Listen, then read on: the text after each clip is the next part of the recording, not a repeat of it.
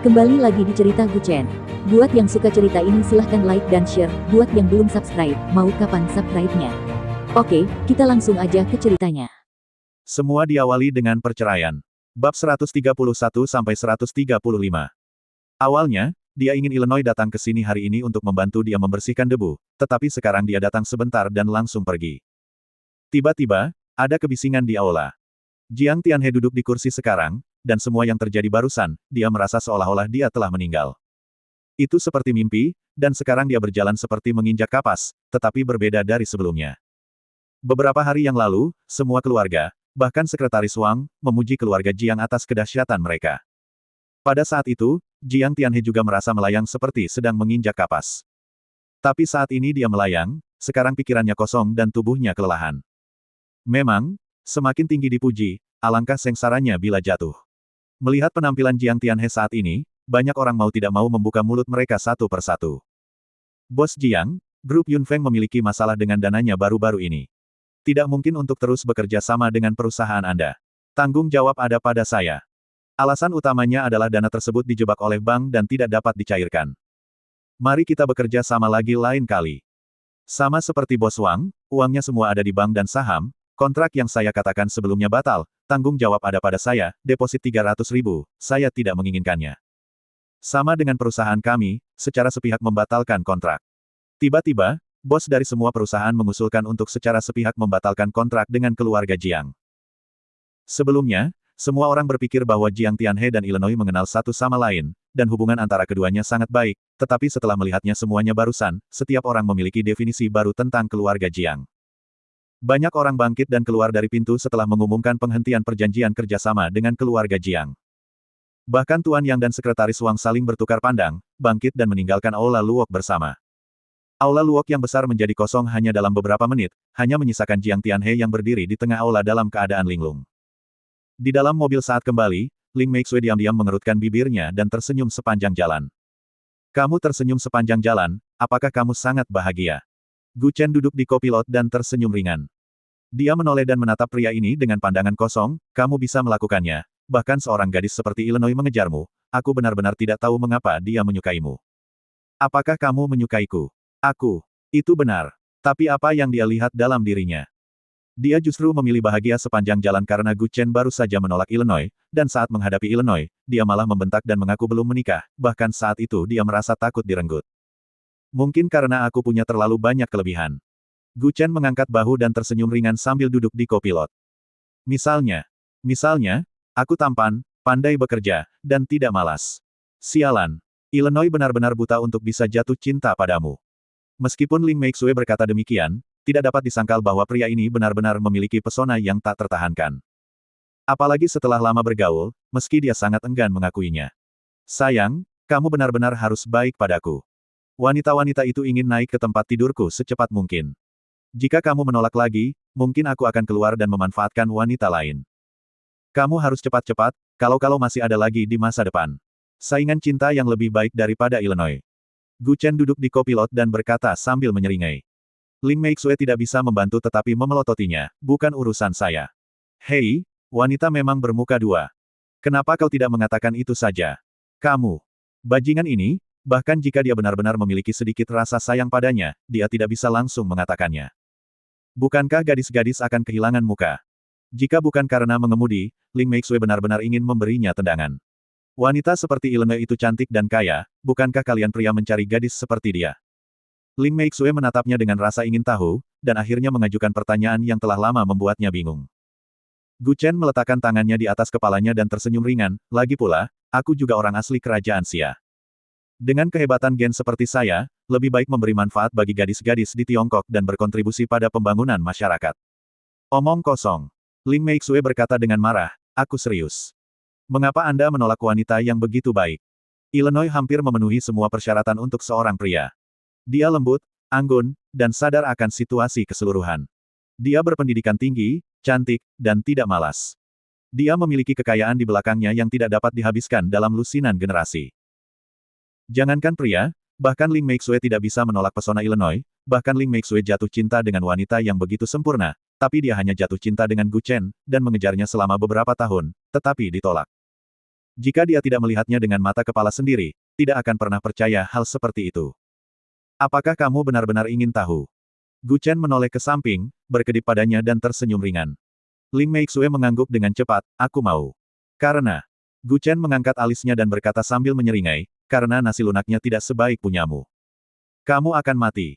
Ling Meixue berkata dengan kejam memelototinya, jika Anda tidak menjanjikan, Anda akan tahu cara makan makanan lunak. Gu Chen tidak marah sama sekali, sebaliknya dia tersenyum penuh kemenangan dan berkata, aku tidak berharga, tidak hanya ingin makan nasi lunak, tapi aku juga ingin makan seumur hidupku. Aku tidak peduli denganmu. Setelah selesai berbicara, dia menoleh dan mengemudikan mobilnya sendiri, tetapi sudut mulutnya secara tidak sengaja terangkat sedikit. Tiba-tiba, dia merasa angin yang bertiup di luar jendela hari ini manis. Setelah minum obat, tubuh Bai Sanshan mulai membaik secara bertahap.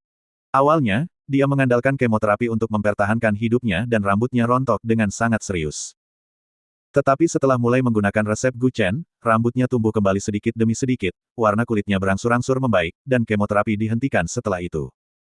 Seorang pria parubaya berjas putih berdiri di depan ranjang rumah sakit bersama Tuan Bai dan membisikkan sesuatu. Dokter, cucuku, bagaimana keadaan cucuku sekarang? Pak Tua Bai bertanya dengan rasa ingin tahu. Dokter pria parubaya melihat laporan pemeriksaan dengan ekspresi yang tidak dapat dipercaya di wajahnya, tidak dapat dipercaya, jumlah sel kanker sebenarnya berkurang. Berkurang. Apakah itu berarti penyakit cucu saya berangsur-angsur membaik? Orang tua Bai tidak bisa lagi menahan kegembiraan di hatinya. Tanpa kata-kata dokter, dia bisa mengatakan bahwa kesehatan Bai Sanshan berangsur-angsur membaik. Ketika pemberitahuan penyakit kritis Bai Ruohan dikeluarkan oleh rumah sakit, Gu Chen muncul. Ketika pemberitahuan penyakit kritis Bai Sanshan dikeluarkan oleh rumah sakit, Gu Chen kembali muncul. Dia benar-benar menyelamatkan kedua cucunya dalam satu gerakan. Secara teoritis, memang sudah membaik, tapi kami masih perlu mengamati lebih banyak untuk menghindari kambuhnya penyakit. Jika dia keluar dari rumah sakit di masa mendatang, ingatlah untuk tidak terlalu sering makan junk food. Pria itu menggaruk kepalanya dan berkata dengan lembut. Jika dia keluar, menurut situasi saat itu, dia akan mati dehidrasi dalam waktu 10 hari. Sekalipun diinfuskan setiap hari untuk mempertahankan air, tetapi tubuh tidak dapat menyerapnya, tidak akan bertahan lama. Dia bisa memuntahkannya setelah minum air, tetapi setelah meminum resep yang diresepkan oleh Gu Chen, dia secara bertahap dapat membuka mulut untuk makan. Adapun resep sederhana ini, puluhan dokter di rumah sakit kota ini mengadakan pertemuan siang dan malam untuk mempelajarinya, tetapi mereka tidak menemukan banyak nilai yang berguna. Bahan obatnya tidak terlalu langka, dan rasanya tidak istimewa untuk mencantumkannya satu per satu, tetapi mereka dicampur bersama, itu memiliki efek yang sangat kuat. Setelah mengirim dokter pria parubaya pergi, lelaki tua Bai berjalan menuju tempat tidur rumah sakit cucunya. Dokter Sun juga mengatakan sebelumnya, dengan kecepatan pemulihan Anda saat ini, Anda dapat keluar dari rumah sakit dalam waktu kurang dari 2 minggu. Kata Tuan Bai dengan lembut sambil duduk di samping tempat tidur dan mengupas pisang. Setelah Bai Sanshan mengambil buahnya, dia mengerutkan bibirnya, kakek, itu semua berkat Dr. Gu yang menyelamatkanku kali ini, apakah kamu pernah memikirkan bagaimana cara berterima kasih padanya? Terima kasih. Ya, terima kasih. Kakek, aku punya ide bagus, dan itu membunuh 2 burung dengan 1 batu. Bai Sanshan mengedipkan matanya, berkata dengan senyum. Apa yang bisa kamu berikan padanya sebagai hadiah? Diriku. Bai Sanshan menepuk dadanya dan sedikit tersenyum, kakek, apa pendapatmu tentang memberikanku padanya? Maksudku, bertunangan lagi dengannya, bukankah kamu mengatakan bahwa dia memiliki 5 pertunangan, tidak peduli berapa banyak lagi? Tidak masalah. Dia tidak ingin pria seperti Gu Chen diambil oleh saudara perempuannya, selama Gu Chen setuju, dia pikir tidak masalah menjadi istri kecil ke-6 kecil. Cukup. Saat Bai Sanshan berfantasi, lelaki tua itu tiba-tiba menjadi marah, kamu masih berpikir keluarga baik kita tidak cukup kehilangan muka, kan? Saat itu kamu hampir menghancurkan seluruh keluarga baik saya, jika bukan karena Han Han, kamu sudah mati sekarang. Kamu tidak ingin membalas kebaikanmu, kamu ingin membalas kebaikanmu dengan balas dendam. Dia mengenal cucunya dengan sangat baik, dan dia paling tahu apa yang terjadi di dalam hatinya. Selain itu, Bai Ruohan sudah memiliki kontrak pernikahan dengan Gu Chen, jika dia ditambahkan, bagaimana pendapat orang luar tentang keluarga Bai? Perkuat keluarga dengan menjual cucu perempuan. Apalagi orang seperti Gu Chen, mungkin tidak banyak wanita yang layak untuknya, apalagi Bai Sanshan, orang yang hidupnya sangat kacau. Orang tua itu sendiri merasa bahwa dia tidak cukup baik untuk Gu Chen, jadi dia tidak memiliki wajah untuk mengatakan itu. Mundur selangkah, jika dia setuju, lalu di mana Bai Ruohan akan ditempatkan? Kakek, apakah aku seburuk itu di hatimu? Kata Bai Sanshan, memelototinya dengan marah. Jangan katakan hal seperti itu lagi di masa depan. Ketika kamu keluar dari rumah sakit, cari kesempatan untuk meminta maaf. Apakah kamu mendengarku? Tapi, Bai Sanshan ini sedang berbaring di tempat tidur, ragu-ragu berbicara. Pada saat ini, seorang pria parubaya mengetuk pintu bangsal dan berkata dengan suara rendah, "Bai tua." Pada saat ini, pria tua Bai berbalik dan menjawab, dan buru-buru keluar. Melihat punggung kakeknya pergi, Bai Sanshan sedikit mengernyit, tangannya mengerutkan kening. Pria yang kuinginkan, harus kudapatkan. Tatapan tajam melintas di matanya. Berdiri di ujung koridor, lelaki tua Bai mengeluarkan sebungkus rokok dari sakunya dan menyerahkan satu, "Bukankah kamu seharusnya menghadiri resepsi di Luok Hall? Kenapa kamu punya waktu untuk datang ke sini?" "Resepsi dibatalkan." Pria parubaya berjas itu berbisik. Saat dia hendak menyalakan rokok, lelaki tua Bai tidak bisa menahan keterkejutannya. "Ada apa?" Pria parubaya dengan jas dan sepatu kulit menceritakan semua yang terjadi sebelumnya. Secara khusus, dia menjelaskan bagaimana keluarga Jiang ditampar. Tentu saja, itu pasti berbeda dari apa yang dia alami secara pribadi. Ketika melihat pembalikan dua tingkat situasi, ekspresi Jiang Tianhe sangat jelek. "Maksudmu Nona Illinois datang ke Jiangsu khusus untuk seseorang, bukan karena undangan keluarga Jiang?" kata Tuan Bai dengan ekspresi terkejut. Pria itu menyalakan video di teleponnya, dan ada video yang direkam sebelumnya di dalamnya. "Kamu bisa melihatnya sendiri. Kamu tidak bisa benar-benar merasakan betapa enaknya kecuali kamu berada di tempat kejadian. Kamu tidak melihat wajah Jiang Tianhe berubah menjadi hijau. Rokok di mulut Pak Tua Bai semua jatuh ke lantai. Gu Chen. Pinggiran kota, markas besar militer Jiangsu. Apakah kamu sudah tahu tujuan Illinois datang ke Jiangsu?" Tuan yang duduk di kursi dan menatap Murong Waner dan berteriak. Duduk di hadapannya, Murong Waner menyilangkan kakinya dan menundukkan kepalanya untuk merapihkan kukunya. Dia berkata dengan kata-kata yang sangat singkat, "Iya. Kenapa kamu tidak melapor sebelumnya? Kamu tidak bertanya, mengapa saya harus melapor? Perhatikan sikapmu, aku guru di sini, bukan bawahanmu, jangan bicara padaku dengan nada seperti ini." "Kamu." Ini membuat Tuan yang marah. Dia ingin marah tetapi menahan diri. Dia benar, Murong Waner memang tidak berada di bawah kendalinya, dan dia adalah seorang instruktur di ketentaraan. Pangkatnya hanya sedikit lebih rendah dari Tuan Yang, tetapi Murong Waner tidak berada di bawah perintahnya, dan Murong Waner adalah satu-satunya di ketentaraan yang telah dianugerahi gelar jenderal wanita, dan otoritas yang lebih tinggi juga sangat mementingkan pemindahannya ke Jiangsu. Jika dia marah dan pergi, maka Tuan Yang akan saya dimarahi oleh atasan. "Baiklah, saya tidak akan mengganggu Anda untuk saat ini." Penatua yang menarik napas dalam-dalam dan berkata dengan lembut, "Sebelumnya, saya ingin mengandalkan keluarga Jiang untuk menyelamatkan ekonomi, tetapi sekarang lebih baik, saya tidak berharap hal seperti itu terjadi." Baru saja, Jiang Tianhe dengan sengaja menarik pinggulnya, dan Tuan yang khawatir tentang masalah ini. Tanpa diduga, dia tiba-tiba mengatakan bahwa dia telah mengundang lingkaran bisnis Ratu Milan ke Jiangsu sebagai tamu. Ketika dia mendapat kabar, Tuan yang hampir bersemangat, tidak bisa tidur untuk waktu yang lama. Illinois datang ke Jiangsu, dan iklan ini cukup untuk membual selama beberapa tahun. Siapa yang tahu bahwa Jiang Tianhe adalah orang yang hanya bisa menyombongkan diri tetapi tidak bisa melakukan hal-hal praktis. Berita hari ini, Tuan Yang dan Sekretaris Wang sudah memblokir berita, tetapi atasan terus bertanya tentang situasi Nona Illinois di Jiangsu. Sebenarnya, mereka hanya ingin bertanya seberapa besar kontrak proyek yang dimenangkan dari Illinois saat dia datang ke Jiangsu. Jika atasan tahu bahwa semua pembicaraan telah berantakan hari ini, maka kesalahan tidak dapat sepenuhnya disalahkan pada Tuan Yang dan Wang Jiangwo. Jadi mereka berdua mengkhawatirkan hal ini sekarang. "Anda dapat memeriksa apapun yang Anda inginkan, dia pasti masih di Jiangsu sekarang," kata Murong Waner dengan senyum menghina. Sore harinya, di lantai 32 Royal Hotel. Illinois berdiri di tepi balkon dengan gaun putih panjang, memandangi pemandangan Jiangsu yang indah. Pintu diam-diam didorong terbuka pada saat ini. Seorang pria parubaya dengan jas dan sepatu kulit masuk dari luar dan berkata dalam bahasa Milan yang fasih, "Nona, ini informasi yang Anda inginkan. Saya sudah memeriksa semuanya. Dia bekerja sebagai penjaga keamanan." Pria parubaya itu menundukkan kepalanya dan berkata dengan lembut. "Penjaga keamanan." Illinois datang dan mengambil folder di tangannya, mengeluarkannya dan membukanya untuk dilihat, grup Junli. Ada juga foto Ling Meixue dan beberapa informasinya di dalamnya. "Buat janji untuk saya. Saya akan pergi ke perusahaan ini besok untuk membicarakan kerjasama." Dia menatap pria parubaya berjas hitam dan berkata dengan lembut. Sejujurnya, perusahaan yang umumnya diunggulkan oleh Illinois pada dasarnya adalah perusahaan besar dengan nilai pasar beberapa miliar, bahkan puluhan miliar. Di kota Jiangsu, hanya ada beberapa perusahaan yang memenuhi persyaratannya.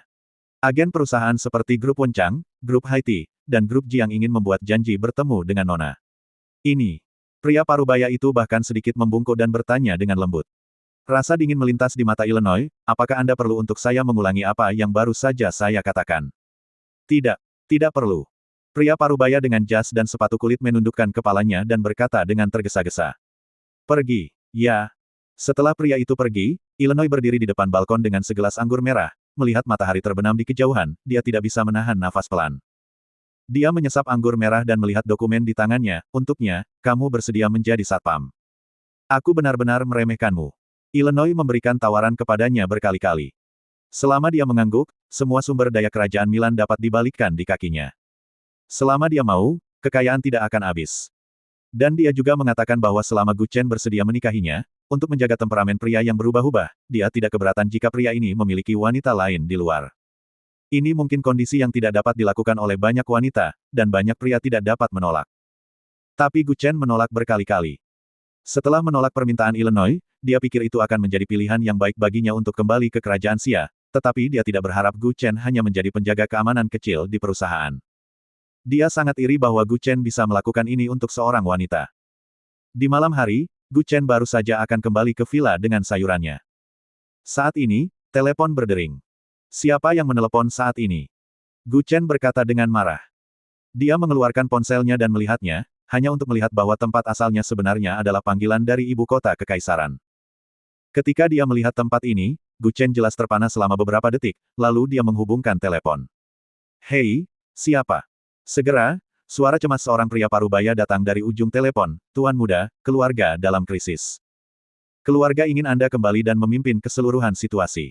Gila. Siapa tuan mudamu? Selamat tinggal. Tapi tepat setelah menutup telepon, telepon berdering lagi. Dia mengangkat telepon dan mengutuk, kamu sangat sakit. Aku bilang aku bukan tuan muda, kenapa kamu begitu buruk menjadi pembohong sekarang? Setelah beberapa detik, pihak lain berkata dengan senyum masam, Tuan Gu, apakah Anda sedang dalam suasana hati yang buruk? Zhang Bao. Gu Chen tidak bisa membantu tetapi berkata dengan ekspresi terkejut. Tuan Gu, kenapa kamu tidak keluar dan kita bisa makan sate bersama? Jiangsu, sebuah kios kecil di pasar malam timur. Zhang Bao duduk di meja dan memesan satu meja besar berisi hidangan. Dia membawa 2 kotak bir dan melihat ke pinggir jalan dengan tenang. Dia tidak membawa makanan apapun hari ini. Ketika adik laki-laki keluar, dia adalah satu-satunya orang di sekitar meja, dan meja kosong di sebelahnya tidak berani duduk di sana. Melihat sepeda muncul di persimpangan, pada saat itu senyum muncul di wajah Zhang Bao. Sampai Gu Chen berhenti di pinggir jalan dengan sepeda bersama, Zhang Bao dengan cepat bangkit dan berjalan keluar dari warung barbecue, Tuan Gu. Aku datang. Lokasinya sulit ditemukan, bagaimana Anda menemukan tempat ini di sini? Gu Chen melihat-lihat selama sesaat dan tidak bisa menahan diri untuk tidak terkejut. Toko ini jelas merupakan tempat barbecue pinggir jalan di tepi sungai. Bahkan pemanggang barbecue semuanya dipasang di pinggir jalan. Seluruh toko hanya 10 meter persegi, tetapi semua meja dan bangku, semua ditempatkan di pinggir jalan. Berkat kurangnya kontrol ketat di sini, jika tidak, semuanya harus disingkirkan. Masuk akal bahwa Zhang Bao dapat dianggap sebagai orang yang terkenal dan dihormati di jalan, jadi dia tidak boleh memilih tempat ini untuk makan malam, kan?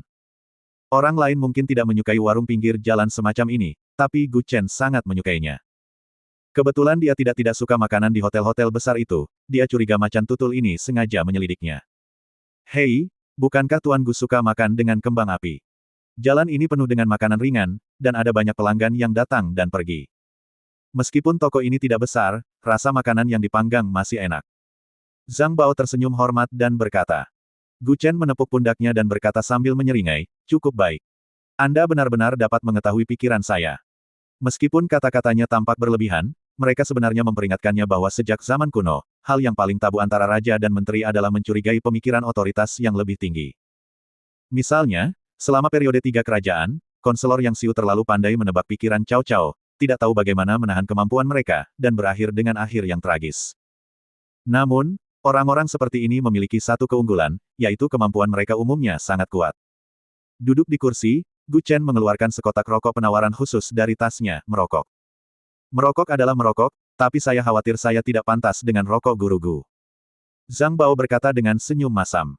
Kamu suka. Kotak ini untuk Anda.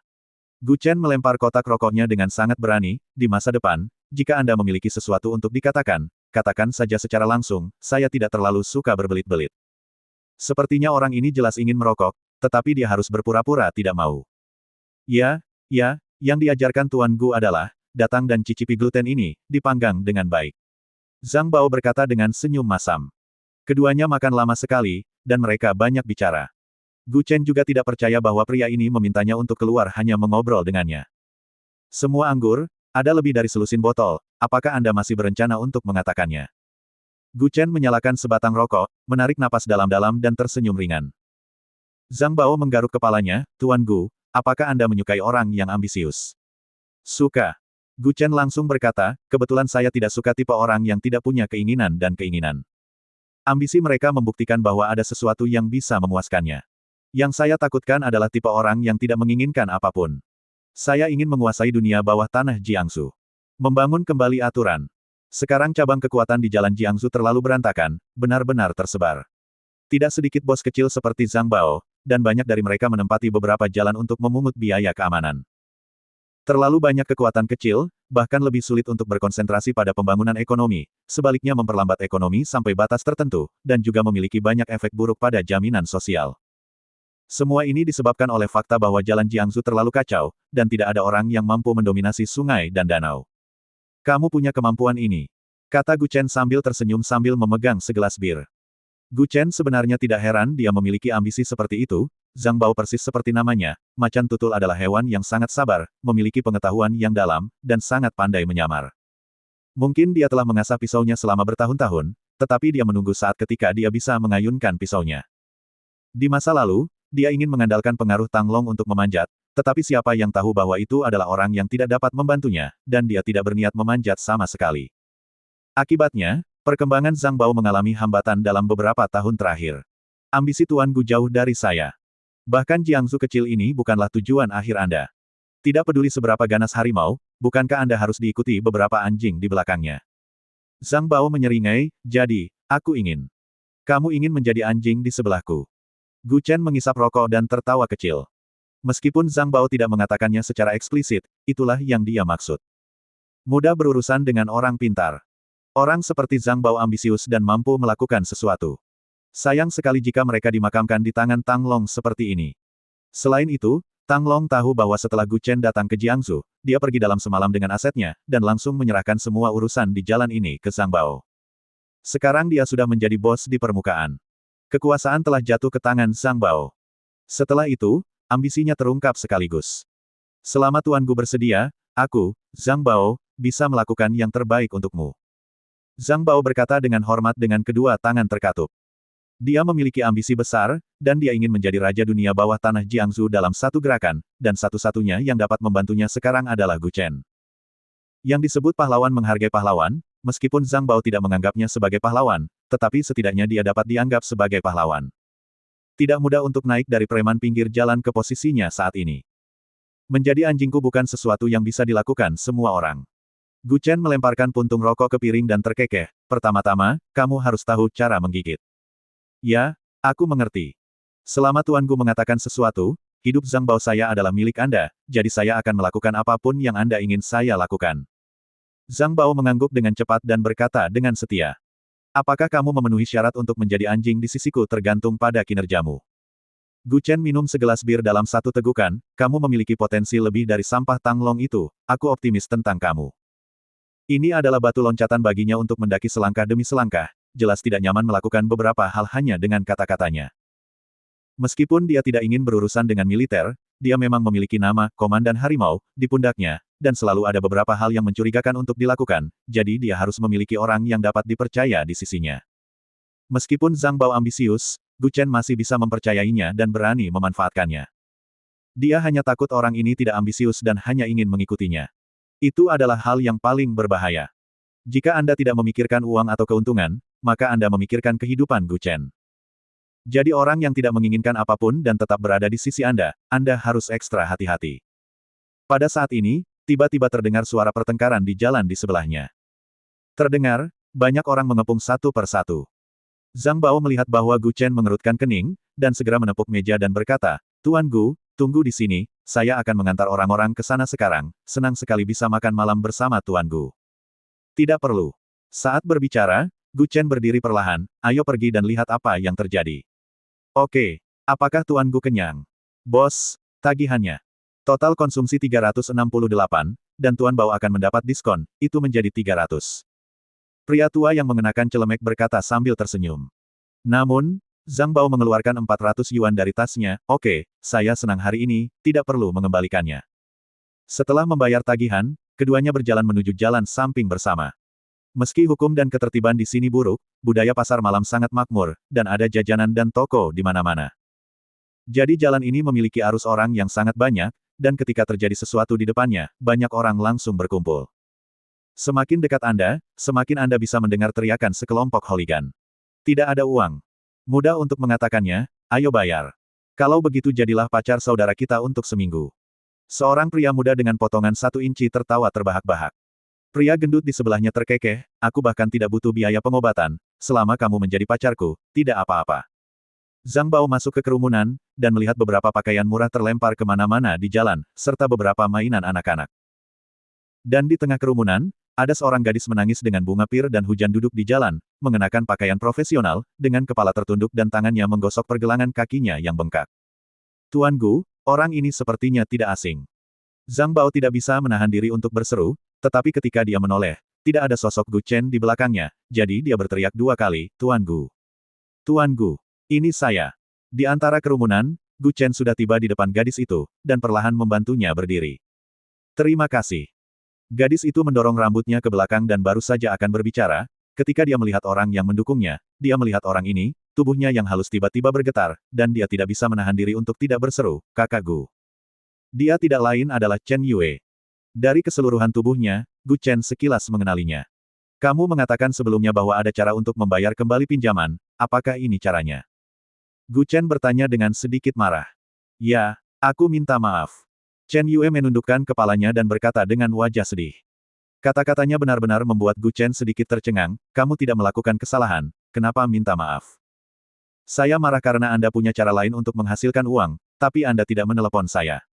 Hah? Chen Yue tercengang, dan mengangkat kepalanya dengan ekspresi terkejut. Awalnya dia mengira Gu Chen marah karena seorang gadis keluar untuk mendirikan kios di tengah malam, tapi dia tidak menyangka itu akan terjadi. Karena dia tidak memintanya keluar untuk mencari uang bersama. Apa yang kamu lakukan dengan Linglung? Gu Chen bertanya 2 kali, dan inilah pertanyaannya. Hei, ini zaman apa? Apakah Anda masih ingin menjadi pahlawan untuk menyelamatkan kecantikan? Apakah saya meminta Anda untuk menyela? Gu Chen memelototi pemuda itu dengan dingin dan berteriak. Mata itu penuh keliaran seperti serigala. Setelah melihat tatapan ini, pemuda berkepala 1 inci itu tanpa sadar menutup mulutnya. Saya mendirikan kios jalanan di sini untuk menjual barang-barang, tetapi mereka mengatakan bahwa mereka alergi terhadap pakaian saya, dan mereka ingin saya membayar 100.000 yuan. Chen Yue terlatih-tatih dan berdiri dan berkata dengan lembut. Faktanya, dia telah mendirikan kios jalanan selama beberapa hari, dan penjualannya cukup bagus selama beberapa hari, dan dia datang ke sini untuk menjual barang-barang setelah pulang kerja pada pukul 6 atau 7 malam, berpenghasilan lebih dari tempat kerja dalam 1 malam. Hanya dalam 3 hari, dia sudah mendapatkan 2 hingga 3.000 yuan dan melunasi sebagian utangnya. Semuanya laris manis, namun tidak lama setelah kios didirikan hari ini, seseorang datang dan mengatakan bahwa mengenakan sepotong pakaian yang dibeli kemarin menyebabkan dermatitis alergi di lehernya, cacar air dan kulit mengelupas. Ketika dia datang ke sini, dia menghancurkan kios Chen Yue tanpa mengucapkan sepatah kata pun, dan melemparkan pakaian itu kemana-mana. Tidak hanya itu, dia juga diharuskan membayar 100.000 yuan sebagai kompensasi, atau dia harus membayar dengan daging. Setelah mendengarnya mengucapkan kata-kata ini, Gu Chen tidak bisa menahan senyum tak berdaya, kamu percaya padanya ketika dia mengatakan dia alergi. Kamu bercanda. Pemuda berambut pendek berkata dengan marah, lalu memberikan laporan pemeriksaan. Gu Chen langsung mengambilnya, tetapi setelah melihatnya selama beberapa detik, dia tidak bisa menahan tawa, tolong, bisakah kamu lebih realistis dalam aktingmu? Apa maksudmu? Gu Chen merentangkan tangannya, tidak menarik. Aku hanya ingin tahu, kapan kamu membeli pakaian ini? Kemarin. Pemuda berambut pendek itu berkata tanpa berpikir. Lalu mengapa laporan pemeriksaan ini dari bulan lalu? Semua orang di lapangan tiba-tiba mendengar. Beraninya Anda menggunakan laporan palsu untuk membodohi orang. Ada begitu banyak orang yang menyaksikan kegembiraan di sekitar, tetapi tidak ada yang keluar untuk mengidentifikasinya. Kamu berbicara omong kosong, alergi saudara laki-lakiku disebabkan oleh pakaian yang dia jual. Aku harus kehilangan uang hari ini. Pemuda berambut pendek itu merebut laporan dari tangan Gu Chen dan berkata dengan marah. Kehilangan uang. Gu Chen benar-benar ingin membayar Anda dengan 2 pukulan. Kamu alergi makanan laut, lalu menyalahkan baju orang lain. Gu Chen tersenyum dingin.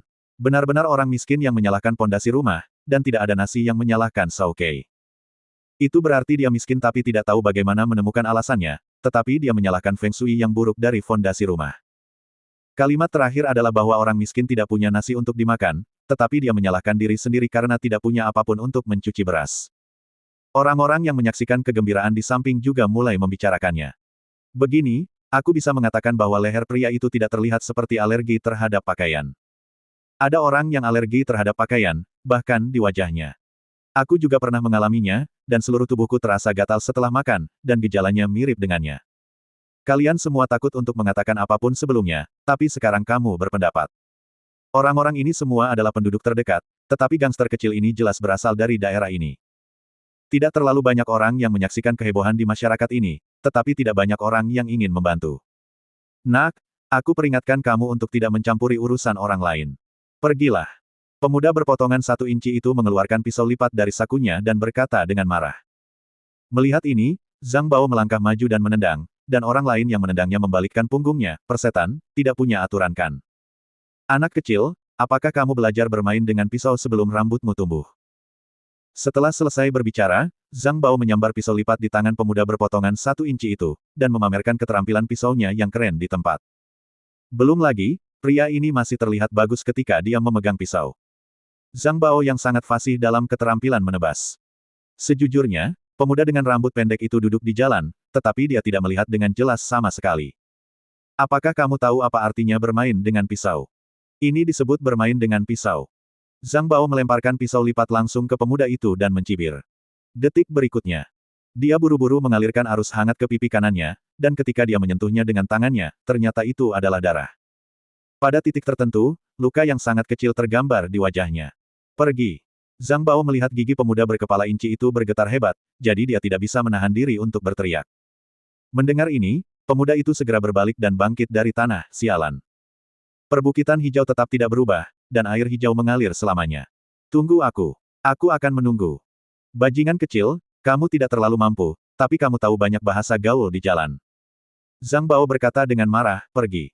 Bajingan itu dengan cepat berbalik dan berlari ke sisi tempat mereka berdua makan malam sebelumnya. Keterampilan pisaumu cukup bagus. Gu Chen mengeluarkan sekotak rokok, penawaran khusus baru dari tasnya, memberikan sebatang rokok darinya, dan berkata dengan senyum ringan. Setelah menerima rokok, Zhang Bao berkata dengan sopan, Tuan Gu telah memenangkan hadiah. Dibandingkan dengan kemampuan Anda, saya hanya seorang anak kecil yang bermain rumah-rumahan dan memainkan pedang besar di depan gerbang Guan Kong. Cukup berantakan di sini, mari kita temukan kesempatan untuk membersihkannya. Gu Chen menyalakan rokoknya, menarik napas dalam-dalam dan tersenyum ringan. Kalimat ini tidak diragukan lagi adalah sinyal buat Zhang Bao. Signal untuk mendominasi dunia bawah tanah Jiangsu. Dengan izin Gu Chen, dia akan lebih percaya diri dalam melakukan sesuatu. Jangan khawatir, Tuan Gu, saya pasti tidak akan mengecewakan Anda. Zhang Bao berkata dengan hormat dengan tinju di tangannya. Saat keduanya bertukar sapa dengan sopan, dalam 2 menit, mereka melihat lebih dari 20 gangster dengan pipa baja berjalan di seberang jalan. Siapa yang baru saja memukul adikku? Di mana dia? Teriak seorang pria berkepala ayam di jalan utama dengan pipa baja di tangannya. Ketika orang yang lewat yang menyaksikan kehebohan melihat pertempuran ini, mereka buru-buru pindah setidaknya 10 meter dari kios, dan bahkan orang lain yang mendirikan kios di sebelah mereka mengambil barang-barang mereka dan bersembunyi jauh. Melihat begitu banyak orang mendekat, Zhang Bao menoleh untuk melihat Gu Chen dan berkata dengan lembut, Tuan Gu, mengapa Anda tidak pergi ke samping untuk menghindarinya dulu? Gu Chen sedikit tersenyum-tersenyum, aku berdiri di sini, menunggumu untuk tampil. Ya, hanya dalam beberapa puluh detik, lebih dari 20 orang langsung mengepung Gu Chen dan yang lainnya. Saudaraku, orang ini baru saja memukulku. Pria muda berambut pendek itu menunjuk ke arah Zhang Bao dan berkata dengan marah. Pria muda dengan jengger itu datang dari samping dan melihat Zhang Bao menatapnya dari atas ke bawah, dari mana asalmu, mengapa terlihat familiar? Siapa namamu? Zhang Bao, katanya dengan nada datar. Mendengar ini, pemuda berkepala jengger itu tertawa terbahak-bahak, hahaha, kamu memiliki nama dan marga yang sama dengan Tuan Macan Tutul di sebelah timur kota, sial. Aku adalah Tuan Macan Tutul yang kamu bicarakan. Bersambung.